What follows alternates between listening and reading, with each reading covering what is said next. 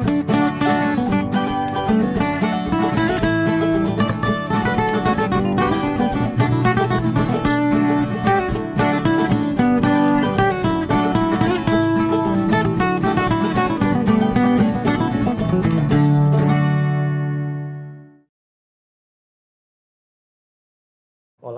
mais um programa ao vivo do Pré-Calouro, projeto de preparação aos alunos para a Universidade Estadual do Amazonas e também para as outras universidades. Hoje lembre-se que você pode acessar o site da UEA e lá no site da UEA ter conhecimento das atividades que a Universidade Estadual do Amazonas realiza no interior do estado e também aqui na capital em Manaus e também acesso às aulas passadas do projeto Pré-Calouro. Além disso, você também pode curtir as nossas aulas e as cartelas na fanpage do Pré-Calouro, no Facebook, Pré-Calouro UEA. Lá você terá as dicas e também todo o atalho para o conhecimento na sua aprovação, lá no Facebook. Além do Facebook, também estamos em outras redes sociais. No Instagram, o Pré-Calouro também está presente, @UEA Pré-Calouro. Lá você também vai encontrar dicas das matérias e sugestões para o seu aprendizado.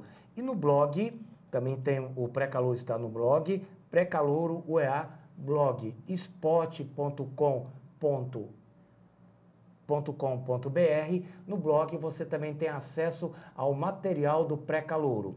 E no Twitter, o Pré-Calouro também está no Twitter, aí você tem a nossa hashtag que você pode usar, @Pré-Calouro-UEA ou UEA Pré-Calouro. A matéria de hoje, matemática, eu apresento então o professor Alcides. Tudo bem, professor? Tudo bom? Boa noite a todos. E no nosso encontro de hoje nós vamos falar um pouco de um tópico dentro da geometria espacial, que é bastante cobrado em provas de concurso, que é a parte de prismas. E dentro de prisma nós vamos dar maior ênfase em áreas e volumes. E eu destaquei 3 prismas principais, que é o cubo, o hexaedro, o paralelepípedo e o prisma hexagonal. Vamos então à nossa aula de hoje. Professor, como é então a questão sobre prisma? O que é prisma? Quais são as características ligadas ao prisma? Quais são os elementos que o prisma possui? Bom, primeiro nós vamos definir que o prisma é um sólido geométrico, né? E como sólido geométrico, ele pode ser um prisma que nós chamamos de regular ou oblíquo, vai depender da inclinação de suas arestas. Então, para isso, nós vamos trabalhar os prismas de base paralela, deixar bem claro que nós vamos trabalhar os de base paralelas, que são sólidos geométricos. E de lá nós vamos extrair, principalmente, os conceitos e como calcular área e volume. Só pode então começar a nossa aula. Matemática é uma das matérias que os alunos têm muito medo, não é verdade? E principalmente a parte de geometria espacial, mas é como eu sempre digo, geometria torna-se fácil porque é algo que você enxerga, você consegue desenhar e enxergar, muitas vezes diferente da álgebra que é mais abstrata. Aproveitando, professor, qual no dia a dia um elemento que possa estar presente o prisma no nosso dia a dia? Nós temos vários, por exemplo, o próprio cubinho de brinquedo que as crianças brincam, o dadinho, não deixa de ser um hexaedro regular. Nós temos, por exemplo, um tijolo que é visto na construção civil diariamente, objetos que você coloca, um Toblerone, aquele chocolatezinho, então tudo aquilo são formas prismáticas, né? Porque vamos dizer assim, todo sólido que possui bases paralelas ou oblíquas, que estão em planos distintos, eles são considerados prismas. Isso quer dizer, então, se alguém fosse comprar material para casa, conhecer o volume, conhecer tudo sobre o prisma, vai ter valor para o desconto, para comprar objetos mais baratos, para saber qual é a relação. Tudo isso porque a área, e principalmente, consequentemente, o volume, ele depende muito da forma, né? Então, existe, por exemplo, a questão intuitiva dos animais, as abelhas. Por que a abelha usa, por exemplo, um hexágono? Por que a colmeia dela não poderia ser quadrado, pentágono, etc.? Por que um hexágono? Porque com a mesma quantidade de material que ela construiria um quadrado, ela consegue um hexágono com a vantagem de área ser maior. Então, você tem uma maximização de área com um mínimo de material. Então, matemática tem aplicação, não é apenas memorizar, tem aplicação no seu dia a dia. Dia a dia e bastante. A matemática, vamos dizer, o Enem já traz isso, a questão da contextualização. Hoje em dia, essa é a palavra forte. Professor, é com o senhor então. Ah, ok, obrigado. Pode começar então a aula.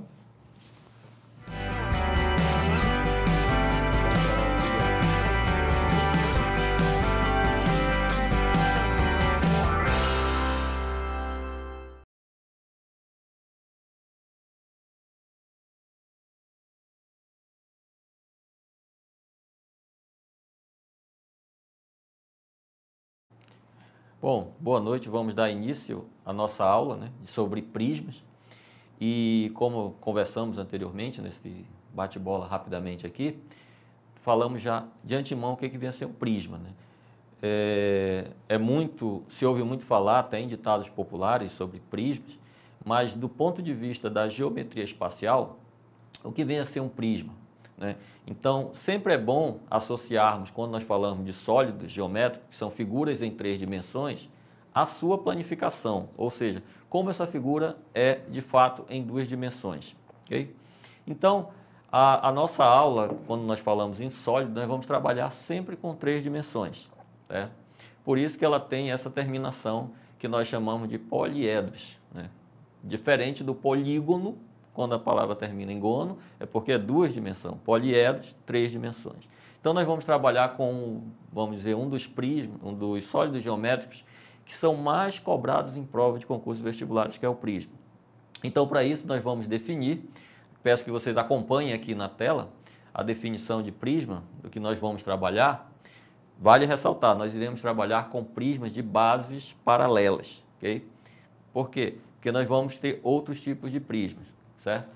Então, o prisma regular é nada mais do que um sólido geométrico delimitado por faces planas, na qual as bases situam-se em planos paralelos. Como eu falei para vocês, nós vamos trabalhar com sólidos que são delimitados superior e inferiormente, e esses planos são paralelos.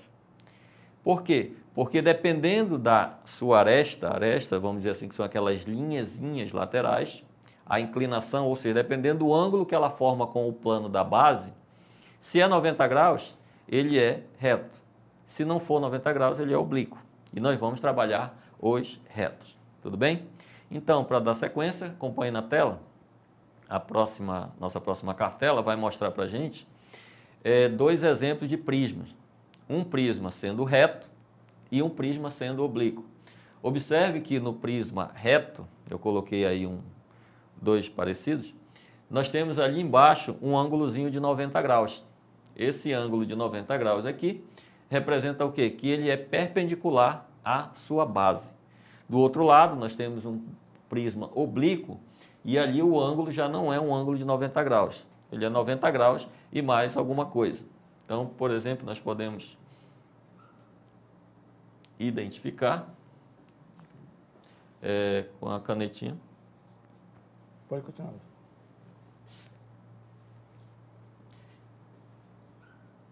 Então, voltando à tela,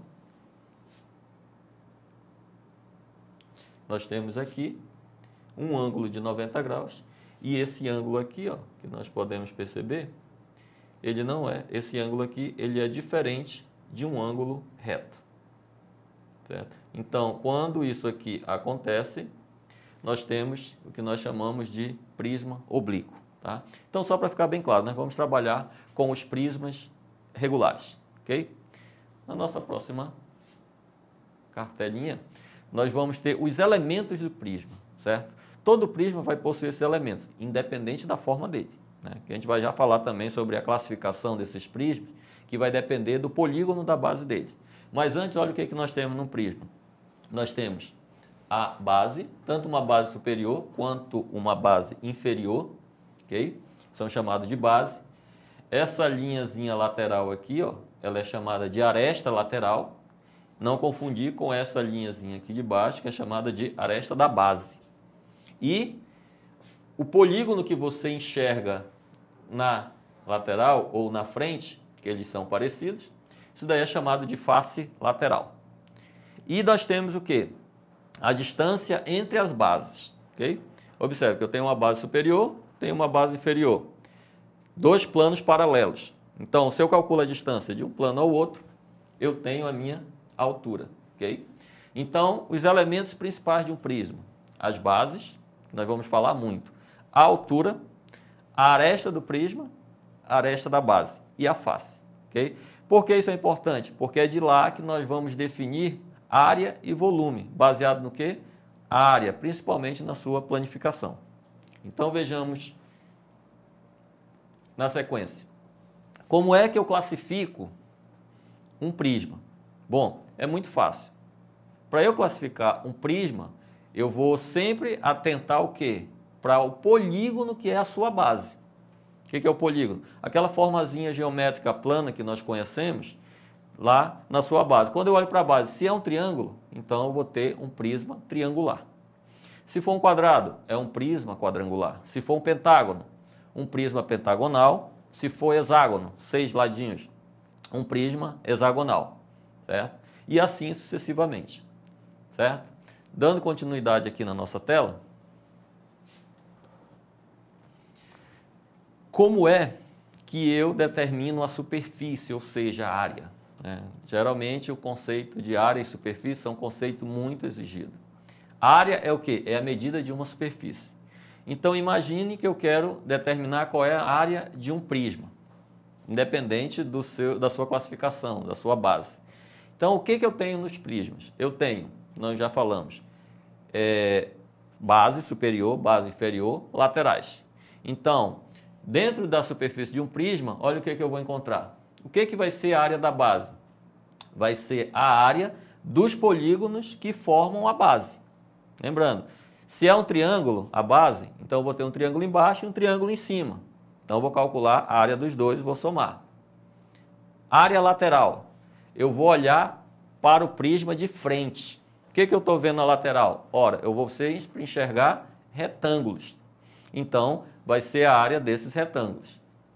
E o que vai ser a área total? Vai ser a soma, tanto da área das bases quanto as áreas das faces. Ou seja, 2 vezes, porque eu tenho uma base em cima e outra embaixo, então é 2 vezes a área dessa base, mais a área lateral, que é o quê? Novamente, a área de uma face vezes a quantidade de faces que eu tenho, certo? Então, nós podemos escrever a fórmula da superfície de um prisma como sendo A indexada por T, que é a área total, é igual a área lateral mais 2 vezes a área da base. Lembre-se desse conceito. A área total vai ser o quê? O dobro da área da base mais a área lateral, certo? Dando sequência, outro conceito que é muito pedido, ok? É muito pedido, é o de volume, certo? Então, o conceito de volume é nada mais o quê? É você pegar o seu prisma e ir integrando em toda a sua altura. Ou seja, para todo prisma o volume vai ser o quê? A área da base multiplicada pela altura, porque você vai integrando até a base superior. Então, não esqueçam, área e volume, 2 conceitos que serão muito exigidos e nós vamos utilizar nos nossos exemplos daqui a pouquinho, certo? Dentre esses prismas que nós estudamos, os mais conhecidos e que são bastante cobrados é o hexaedro regular, que é conhecido também como cubo, o paralelepípedo, que o nome correto seria um romboedro, e o prisma hexagonal, que é aquele prisma em que a base dele é um hexágono, certo? Então, acompanhe aqui comigo na tela, nesse momento, o paralelepípedo, certo? Para facilitar o conceito até de área mesmo, eu coloquei ao lado a planificação desse sólido. O que é a planificação? É como ele é construído, ou seja, como ele é em 2 dimensões. Então, nós podemos observar aqui na tela o seguinte, acompanhem comigo na tela, nós temos que eu tenho 1, 2, 3, 4, 5, 6 faces. Quando eu fecho essa figura, eu tenho essa figura aqui, ó, certo?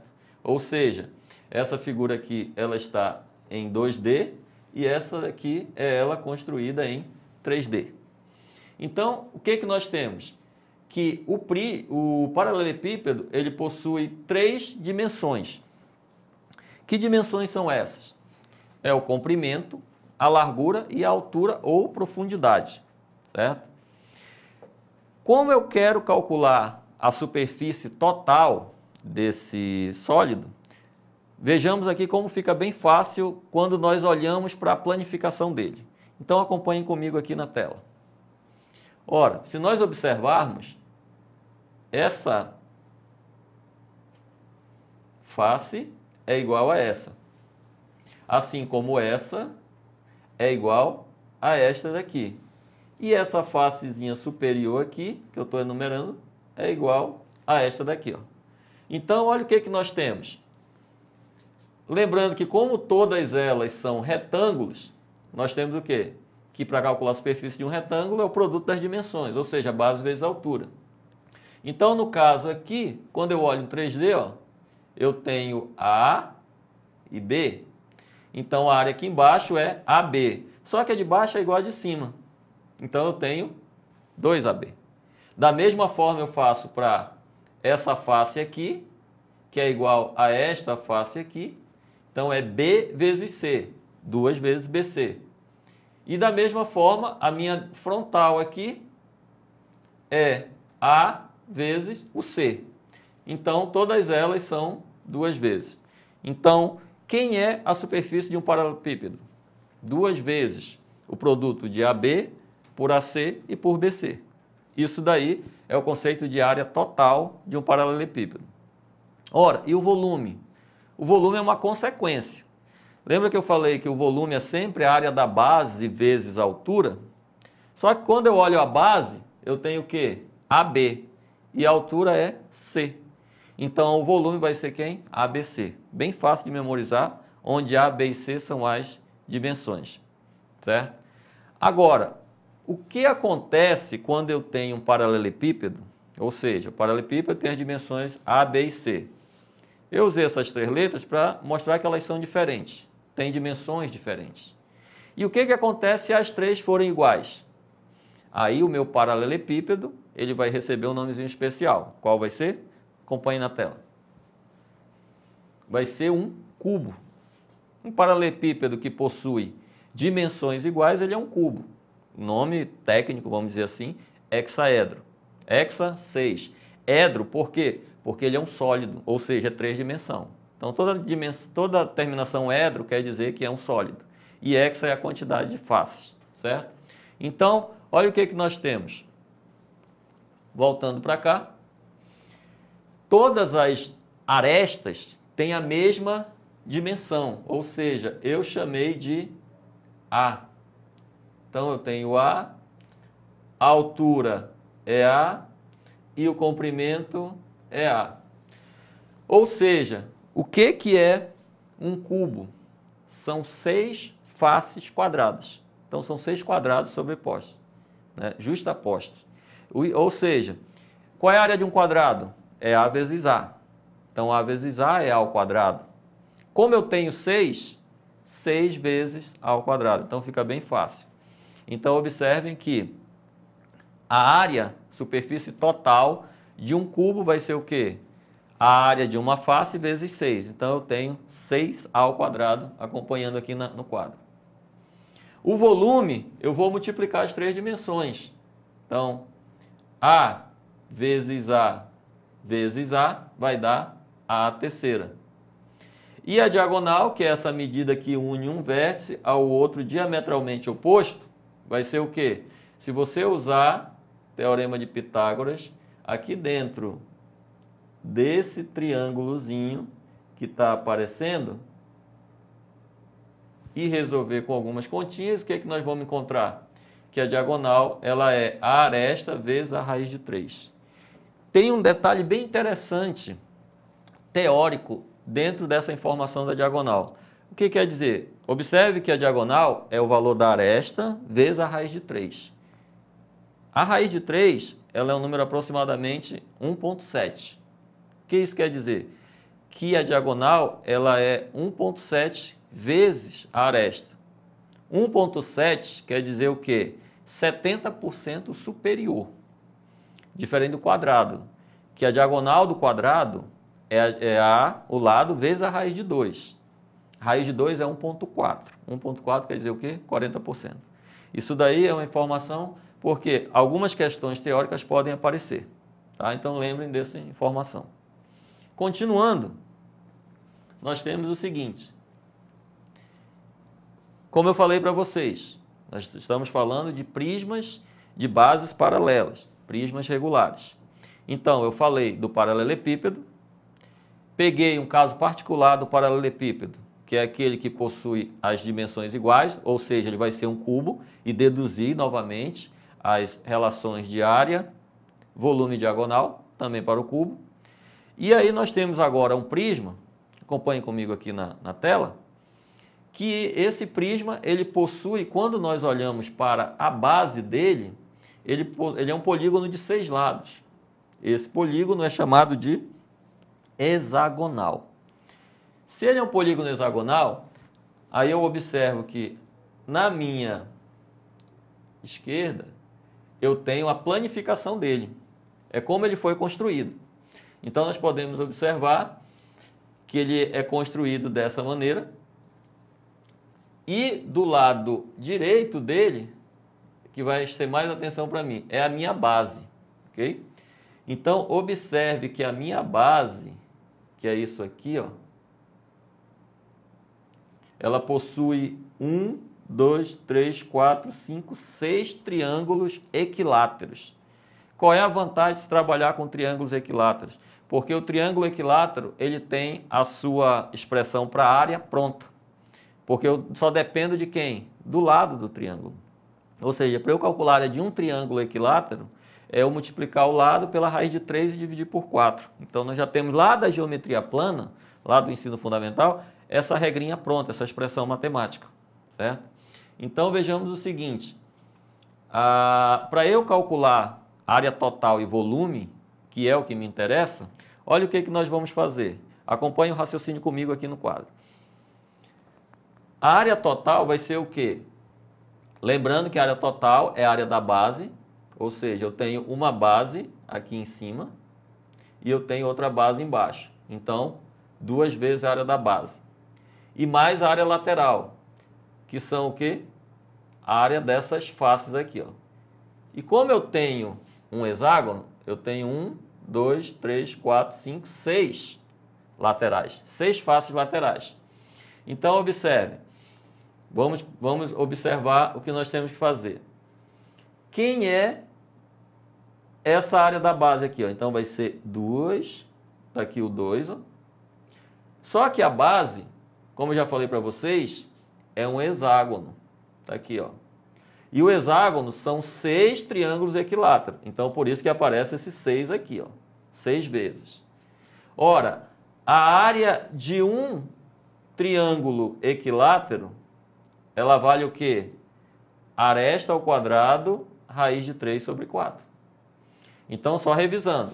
Esse 2 é o quê? Porque eu tenho 2 bases. Esse 6 é porque a minha base são 6 triângulos equiláteros. E a área de um triângulo equilátero é ao quadrado, raiz de 3 sobre 4. Mas, esse 6 aqui, ó, que refere-se à área lateral, na minha área lateral, eu tenho 6 laterais, onde a base são retângulos de base A e a altura H. Então, 6AH. Agora é só fazer umas continhas de multiplicação. 2 vezes 6, 12. 12 dividido por 4 eu tenho 3. E repito, a raiz de 3 e o A ao quadrado, que é o valor da aresta ao quadrado. E mais 6AH. Então, isso daí permite que eu determine quem é a área total de um prisma de base hexagonal, certo? E o volume? Ora, o volume, como é que calcula o volume? A área da base vezes a altura, nunca esqueça.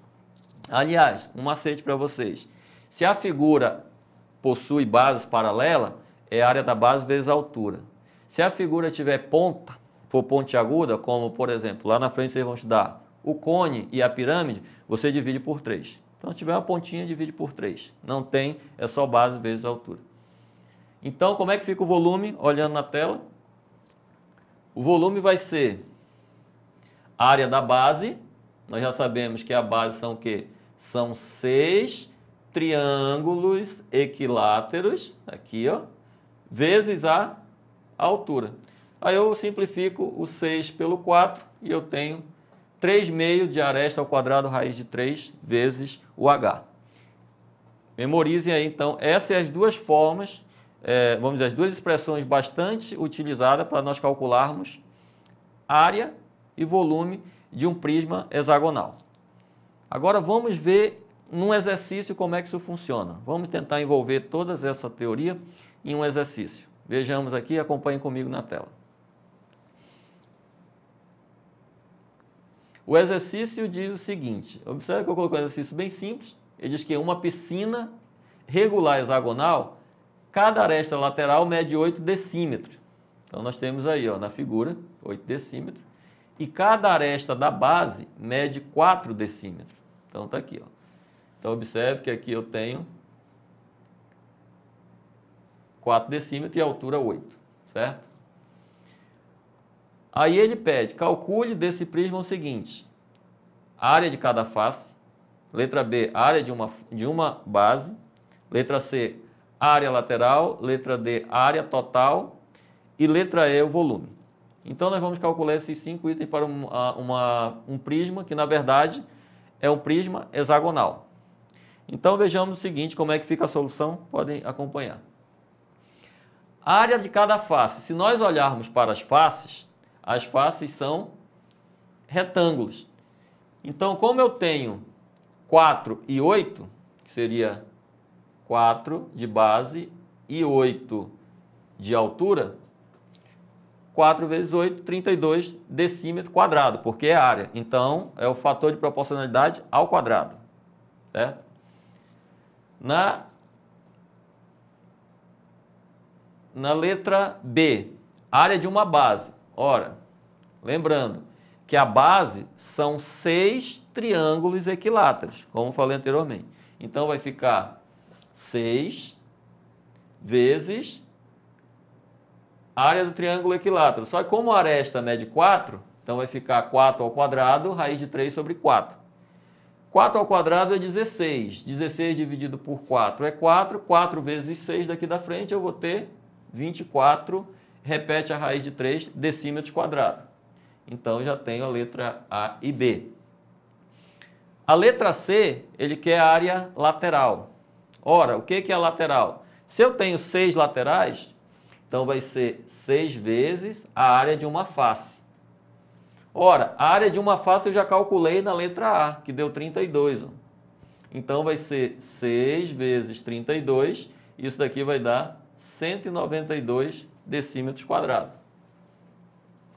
Na letra D, ele quer a área total. O que é a área total? Lembrando, 2 vezes a área da base mais a área lateral. Então, 2 vezes a área da base. Já calculei, está aqui, ó, no item B. Então, 24 raiz de 3. Mais a área lateral. Calculei no item anterior, que é 192. Então, 2 vezes 24, eu vou ter 48 raiz de 3 mais 192. Observe que eu não posso somar porque eu tenho um número irracional e aqui eu tenho um número racional. Então, o meu resultado fica apenas indicada a minha soma em decímetros quadrados. E por último, na letra E, ele quer o volume.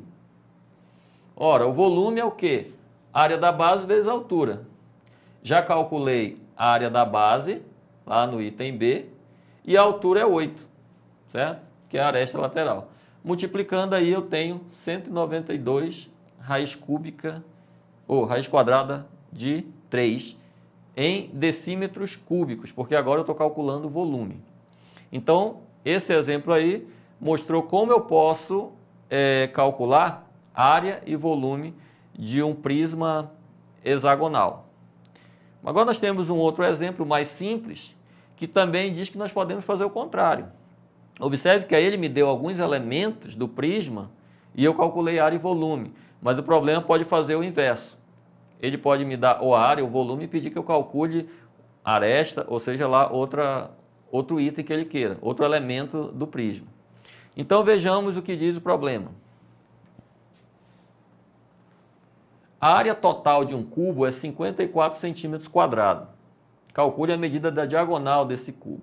Está aí o desenho bonitinho, né, do nosso cubo. E o que eu quero encontrar é esse Dzão aqui, ó, o D maiúsculo, que é a diagonal do cubo. Esse Dzinho aqui é a diagonal da face, ok? Então, como ele me deu a área total, e eu sei que a área total de um cubo, por ser 6 faces iguais ao quadrado, vai ser 6A ao quadrado. E aí ele me disse que esse valor é 54. Então, 54 é igual a 6A ao quadrado. Se eu divido o 6, passo 6 dividindo 54, eu tenho que 54 dividido por 6 é 9. Ou seja, A é igual a raiz quadrada de 9, então a minha aresta vale 3. Ora, só que ele quer saber a diagonal. Mas eu também sei que a diagonal de um cubo é o quê? É a aresta vezes a raiz de 3. Como eu já achei o valor da aresta, eu tenho então que a minha diagonal é 3 raiz de 3 centímetros. Certo? Então, da mesma forma que foi feita para um cubo, poderia ser um paralelepípedo ou qualquer outra figura que tenha uma diagonal bem definida. Certo? Então, essa daqui foi a nossa base, uma exposição básica sobre alguns elementos que são bastante cobrados quando se fala em prismas. E agora nós ficamos à disposição. Professor, tem uma pergunta. Certo. O senhor falou de prisma agora, eu vendo aqui, veio a memória, veio a imagem de uma árvore, nós estamos com a prova da UEA, então poderíamos conceitualizar com a biologia, com matemática. Certo. Se eu tivesse então uma árvore, eu tenho a altura dela 10 metros, certo. E sabendo que a circunferência dela é de 6 metros, daria para calcular o volume que essa árvore possui? Ela não deixa de ser também um objeto geométrico? Sim. Não passa a ser um prisma também? Na verdade, ela é um... Quando eu passo a ter corpos arredondados, então eu tenho... Na verdade, seria, por exemplo, um prisma, lembrando que o prisma ele é definido pela sua base, né? Então, eles são semelhantes. Qual é a diferença? É que esse corpo aqui ele é arredondado. Então, isso daqui seria um cilindro. Né? Então, esse é um cilindro. Agora, a forma de cálculo é a mesma. Só que qual é a vantagem? Que no cilindro, a base ela é bem definida, ela é um círculo. Então, eu já sei qual é a área do círculo.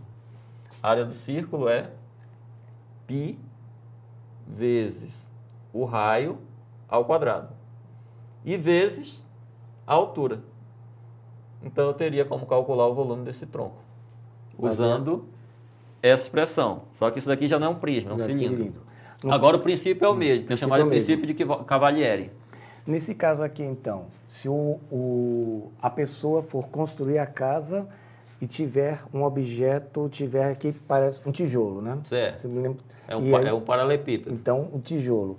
Como é que ele ia calcular a quantidade de tijolos necessários para uma determinada área? Justamente, ele pode pegar a área maior, por exemplo, isso é comum, a mesma ideia como você olha em 2 dimensões, por exemplo, um chão, eu quero ladrilhar, então vamos supor que eu tenha uma sala que tem 8 por 10 metros, podia ser uma parede, porque o chão é uma parede em pé, né? Então eu calculo a área total daqui, que dá 80 metros quadrados, por exemplo. E aí eu calculo a área de um tijolinho desse aqui, a contribuição dele. Por exemplo, geralmente o tijolo ele tem 20 por 20 centímetros. Então eu teria uma área pequena aqui e eu tenho uma área grande. O que eu faço? Eu divido a área grande pela área pequena e encontro a quantidade. Seria o mesmo do tijolo. Só que como o tijolo é em 3 dimensões, e é uma coisa interessante. Por exemplo, quem já viu um carro de material de construção descarregando tijolo, o que eles fazem? Eles colocam uma carreira de 10 tijolos para cá, uma carreira de 10 tijolos para cá e levantam uma carreira de 10 tijolos por altura. Quando eles fecham o cubo, ele já sabe que ali tem 1000. que é uma medida de tijolo, porque eu vou ter 10 vezes 10 vezes 10. E aí nesse caso, se a pessoa quisesse comprar quantidade de tijolos para essa área aqui, Aí quanto ela seria? olharia só para a área, Só não pra área. mediria volume, olharia só para frente. Aí, por exemplo, se o tijolo tem 20 por 20, ele teria o quê? 20 vezes 20, 400 centímetros quadrados. Então, eu ia dividir 80 metros quadrados por 400 centímetros quadrados. Só que qual é o problema? As dimensões são diferentes. Teria que fazer a então, o que eu conversão. faço a conversão? Eu multiplico essa daqui por 10 mil. Porque 1 metro quadrado são 10 mil centímetros quadrados. Então, eu ia ter 80 mil dividido por 1, 2, 3, né? Que na verdade eu iria acrescentar mais um, né? 4 zeros. Ia dividir isso daqui por 400, que é a área menor. Cancelando, 2 zeros, com 2 zeros, eu teria 8 mil dividido por 4, 4 mil tijolos. 2 mil tijolos. 2 mil tijolos. Então, Uma coisa- matemática faz Considerando parte 20 do dia. por 20, né? Estou pegando um exemplo. Matemática, então, faz parte do dia a dia. Tudo. A construção civil, a questão da... que a gente sempre comenta a matemática informal. É por isso que o Enem ele tem essa vantagem, que ele traz questões do dia a dia.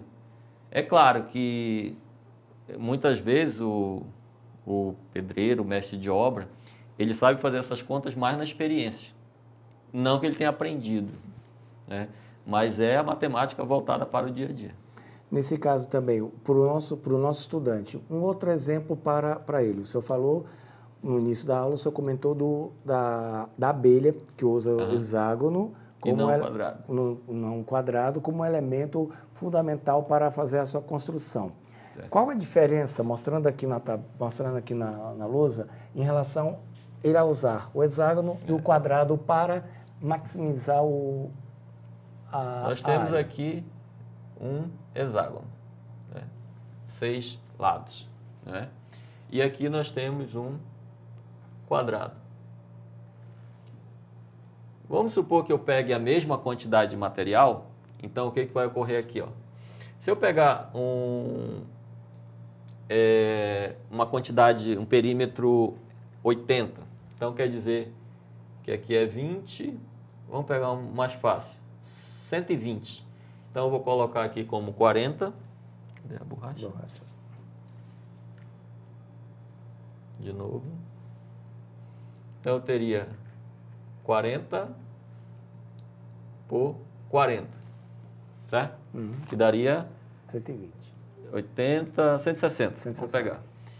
E aqui eu teria 10, né? 10 6 vezes dá 60. Para 160 então teria que ser... Eu quero pegar um número que me dê a mesma coisa, que eu possa dividir em partes iguais. Que tem o mesmo perímetro. Vamos pegar... Se eu tenho 6, 60 dividido por 6 dá 10, né? Vamos fazer assim um exemplo mais prático. E aqui eu vou pegar também 60. Vai dar 15, né? Sim. Certo? Que aí é 15 por 15. 4 vezes 15, 60. 6 vezes 10, 60. Só que essa área aqui é 15 vezes 15. Vai dar o quê? 15 vezes 15 dá 225.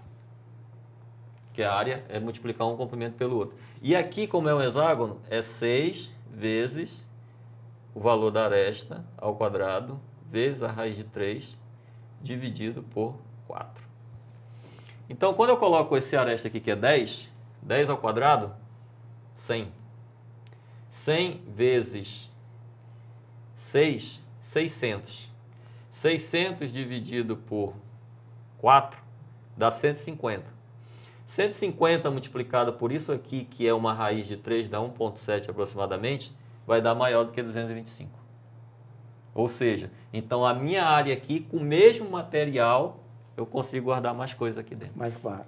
E por isso, então, a abelha, para intuitivamente, né? constrói a colmeia usando forma hexágono. Porque assim ela tem mais espaço para guardar o mesmo material mel. que ela ia fazer, mesmo trabalho, só que ela ia gastar menos mel, ia guardar menos mel, que ela ia guardar só 225, e aqui ela vai guardar mais. Isso quer dizer, se a gente quisesse construir uma casa para ter objetos poderíamos então acompanhar o exemplo da abelha.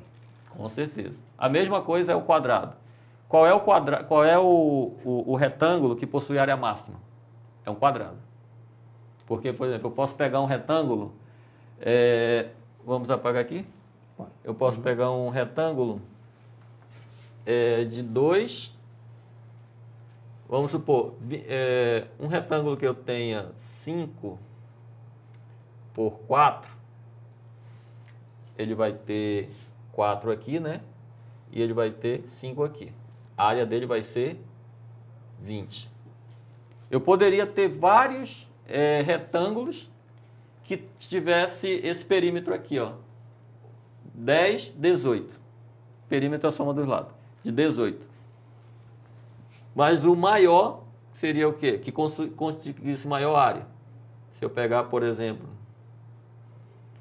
um quadrado 5 por 5. O perímetro dele é quanto? É 20. 5, 5, 5, 5, né? A área dele é 25. Vou pegar um outro aqui, ó, que tem o mesmo perímetro, 20. Então, poderia ser o quê? 6 e 4, né? Que aí 6, 6, 12, 8, 20. Só que a área, 6 vezes 4, 24. Menor. Eu podia pegar outro, tipo 8 aqui e 2 aqui, ó. 8, 16, 20. Só que a área, 8 vezes 2, 16, ia dar menor. Então, qual é o retângulo que possui maior área? É o quadrado. Que o quadrado é um retângulo especial. Então, entra na questão de otimização, que é o que a gente mais quer. É gastar menos e lucrar mais. Então, seria bom se eu tivesse o mínimo de perímetro e o máximo de área. Então, para guardar mais, um hexágono. O hexágono. Para ter o máximo do espaço, um quadrado. Entre quadrado e retângulo. Quadrado, um retângulo. Agora, de figuras, o hexágono ele tem esse mistério aí que é até em função de guardar o material. Material. Por que os alunos têm dificuldade de fazer cálculos em relação a essas figuras geométricas? Na verdade, tem uma cultura, né? Nós que eu trabalho há 20 anos com ensino de matemática. Sempre teve aquela cultura de infância, né? De que a geometria é difícil, né? Mas como eu falei, a geometria ela é fácil porque você enxerga. Então, eu estou fazendo cálculo aqui, mas eu estou enxergando aquilo que eu estou fazendo. Diferente da álgebra. Se eu for colocar x ao quadrado, mais 2xy, não sei bem o que é aquilo, né? Então, o que eu vejo que muitas vezes falta é oportunizar o aluno desenvolver essas atividades. E outra coisa, uma coisa que na matemática tem essa concepção de que matemática é cálculo. Matemática é leitura e interpretação. Isso quer dizer que o dia a dia está presente em matemática, então o aluno só teria que pegar os cálculos e jogar no seu dia a dia para poder fazer isso. Olha, você vê um aluno que trabalha vendendo picolé e se o picolé é 50 centavos, você dá R$1 para ele, ele sabe que ele tem que te passar 50 centavos de troco. Mas esse mesmo aluno, quando chega na sala de aula e tu pergunta para ele quanto é 5 menos 10, ele não sabe. E é a mesma operação que ele fez, né? Ou seja, se o picolé dele é R$1 e o cara chega com 50 centavos, não pode vender porque ele sabe que ele está faltando 50 centavos. E quando ele vai fazer isso na sala de aula, ele não consegue. Então, o que falta? É ligar a matemática da sala de aula com a matemática do cotidiano. Isso, que é o que o Enem faz. Isso pode ser, o aluno precisa, então, apenas fazer mais exercícios para fazer essa aplicação. E observar o dia a dia dele, onde é que está a matemática. Uma construção da casa, então, envolve tudo isso. Construção civil, não é à toa que a engenharia tem que saber, quem vai fazer engenharia tem que saber bastante matemática e física. Quem vai fazer arquitetura também. Também. Curso de exato, você tem que saber bastante geometria. Curso de saúde, fisioterapia, educação física, né? Por exemplo, você vai para a academia, o instrutor manda você fazer um leg 90. O que é leg 90? Está inclinando sua perna ali em 90 graus, né? Então, se a máquina não for feita corretamente para aquela inclinação, você vai ter problema de estrutura. Que é uma casa, né? Se uma casa é feita para 2 andares, você joga mais um, a estrutura dela sofre. Então, todos têm que saber. Fisioterapia, psicologia, né? nossas mordidas, tudo isso daí é geometria, que é a questão da simetria. O senhor aproveitou aqui a presença do prisma. Prisma, então, temos o paralelepípedo, temos o cubo, temos o hexágono. São os elementos fundamentais para o esses estudo. aí, vamos dizer assim, são os que mais aparecem. Mas nós temos mais dependendo da base. Por exemplo, aquele biscoitinho Toblerone, né, aquele chocolatezinho. Aquilo ali é um prisma triangular, que a base é um triângulo compridinho. Também pode ter pentagonal. A base é um pentágono, 5 ladinhos. É um prisma pentagonal.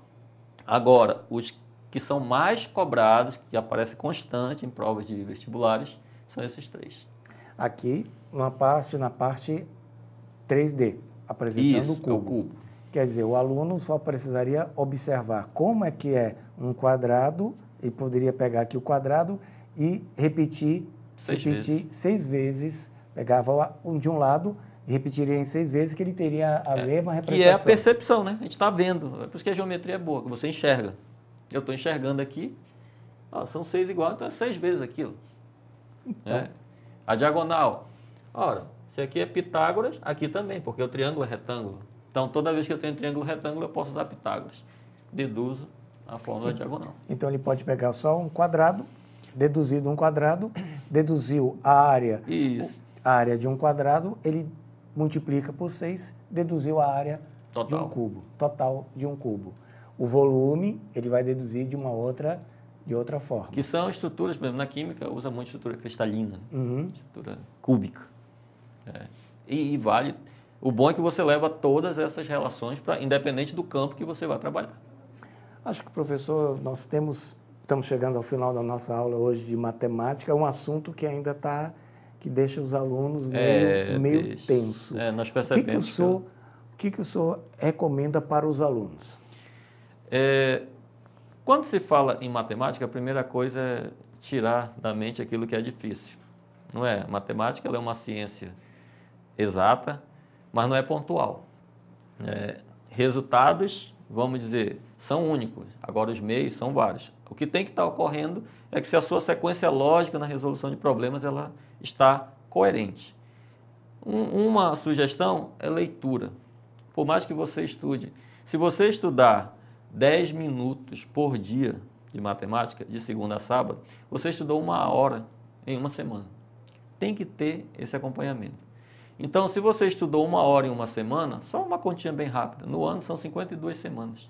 Então, você estudou 52 horas de matemática. É muito tempo. E pegar exercício, refazer. Se você está fazendo preparatório, propriamente está estudando ainda na escola regular, aqueles exercícios que o professor fez, refaz. Refaz até entender e aí vai para os demais.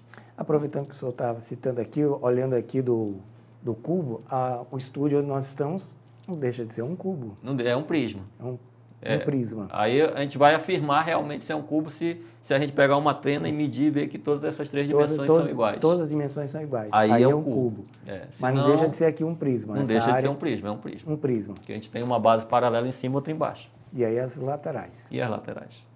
Professor Alcides, obrigado pela apresentação da aula de matemática. Eu espero que os alunos comecem a tirar esse medo da matemática. Muita gente que vai fazer para humanas, vai fazer para biológicas, não quer saber de matemática, mas a matemática faz parte do dia a dia. Não tem para onde correr. Se um médico ele não tem noção de dimensão, de medida, ele pode confundir mililitro com centilitro. Isso no medicamento é complicado. Na pesagem? Na pesagem, né? Medida. Então, a matemática é envolvida. Não tem como nós fugir. Não adianta. Se você procurar um lugar que a matemática não está, eu acho que esse lugar não existe. Obrigado, professor Alcides. E a você, nosso aluno, que você está participando, então, aqui do nosso pré-calouro, você pode acessar o site da Universidade do Estado do Amazonas e lá ter acesso às aulas do pré-calouro, as aulas do professor Alcides e também as aulas das outras matérias. Além disso, conhecer as atividades que a Universidade do Estado do Amazonas realiza no interior do estado e também aqui na capital. Além do site da UEA, você também pode acessar a nossa fanpage no Facebook, a página no Facebook, e lá você terá as dicas e também vai conhecer um pouco mais sobre as curiosidades de cada matéria e das atividades que o pré-calouro desenvolve. E no Instagram, você também tem dicas, curiosidades das matérias e também acesso a datas comemorativas que fazem parte também das provas dos vestibulares.